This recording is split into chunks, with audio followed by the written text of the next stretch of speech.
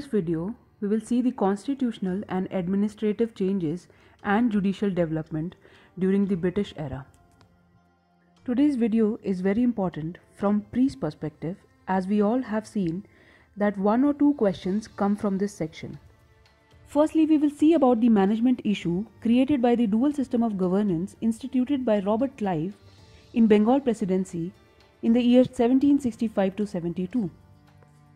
Under this dual system, the company and the Nawab both ruled the presidency.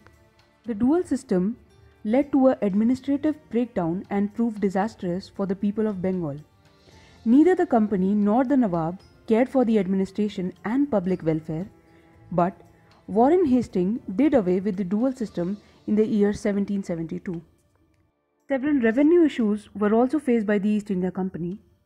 An upsurge of bribes and private trade was seen by the servants of the company, and there was a reduce of revenue due to famine of 1770. Also, the East India Company applied for a loan for £1 million to the British government in 1772. Since there was decrease in the dividends, shareholders began demanding for more control over the company. And reason being, the company had evolved from a business group to a semi-sovereign political group, caused many functional issues for the British Empire. To solve all such problems, British Empire came up with many rules, and one of them was the Regulating Act of 1773. The provisions of this act were: the directors of the company were required to submit all the correspondence regarding the revenue affairs and civil and military administrations to the government. A Supreme Court was to be established in Bengal with original and appellate jurisdiction where all the subjects could seek redressal.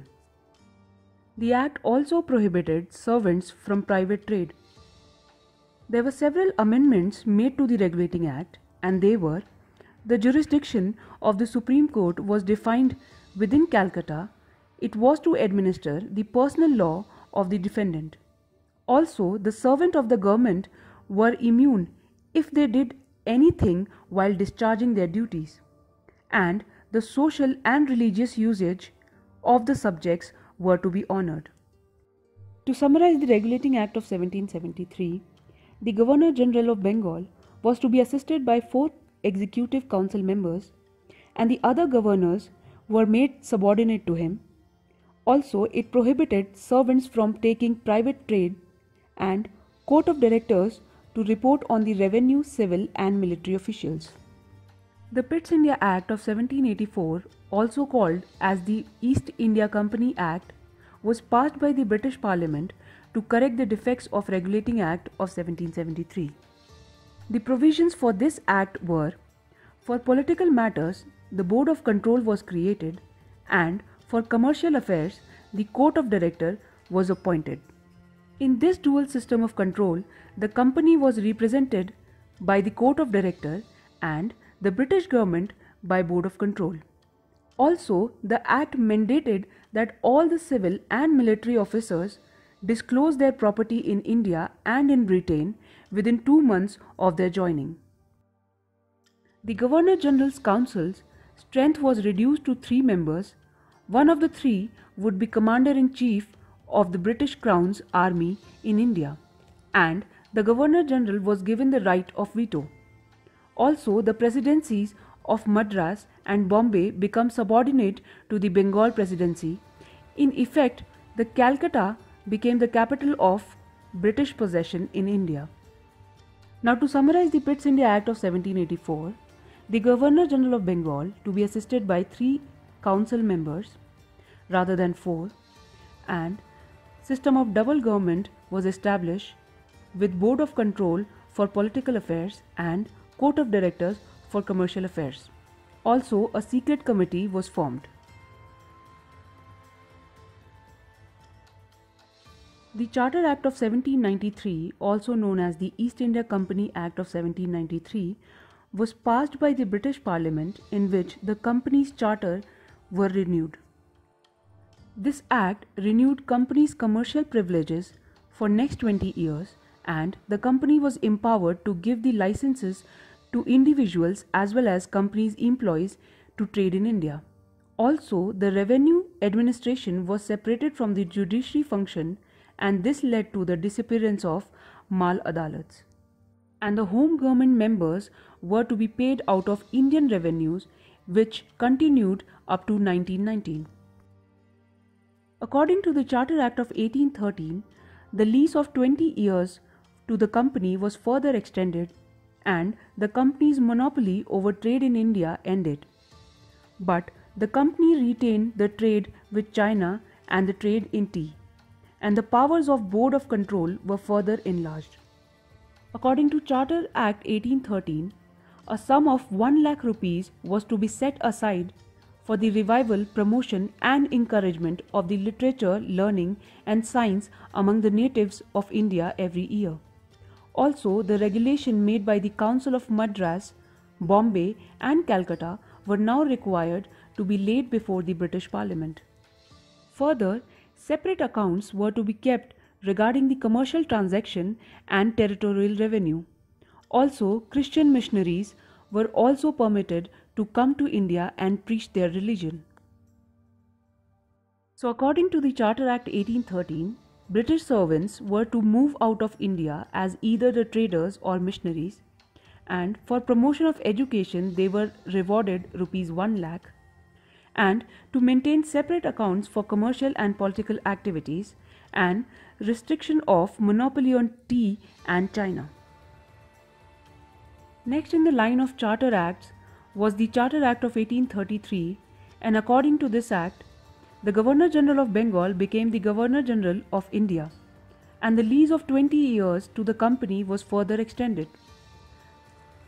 With Charter Act 1833, the company's monopoly over trade with China and in tea also ended. All the restrictions on European immigration and the acquisitions of property in India were lifted. Thus, the way was paved for the wholesale European colonization of India. In India, a financial, legislative and administrative centralization of the government was envisaged, and the Governor General was given the power to control and direct all civil and military affairs of the company. Also, Bengal, Madras and Bombay and all the other territories were placed under the complete control of the Governor General, and the governments of Madras and Bombay were drastically deprived of their legislative powers. A law member was added to the Governor General's Council for professional advice on lawmaking, and Indian laws were to be codified and consolidated. No Indian citizen was to be denied employment under the company on the basis of religion, color, birth, descent, etc. Now, the points to be remembered for Charter Act 1833 is the company's commercial activities were closed down, and it was made into an administrative body for British Indian possessions. Also, the company's trade link with China were also closed down, and this act also permitted English to settle freely in India. So now we will summarize the Charter Act of 1833. The Governor General of Bengal became the Governor General of India, and according to the Act, to consolidate and improve Indian laws, a law commission was formed, and this was the last step towards centralization. Lastly, the Governor General's Council was again set to 4 members. The final Charter Act was Charter Act of 1853, and according to this, the company was to continue possession of territories unless the Parliament provided otherwise. Also, the strength of the Court of Director was reduced to 18, and the company's patronage over the service was dissolved. Now the services were now thrown open to a competitive examination, and the law members became the full member of the Governor General's Executive Council. There was a separation of the executive and legislative functions of the government of British India, progressed with the inclusion of 6 additional members for legislative purposes, and the local representation was introduced in the Indian legislature. The purpose of this whole video is to summarize all the acts together, as we all know that in recent exams of 2018, 19 and 20, the provisions of Charter Act of 1813 and 33 as well as Regulating Act were asked. Thank you for watching this video. I hope it was helpful for you. For more videos, please subscribe our channel.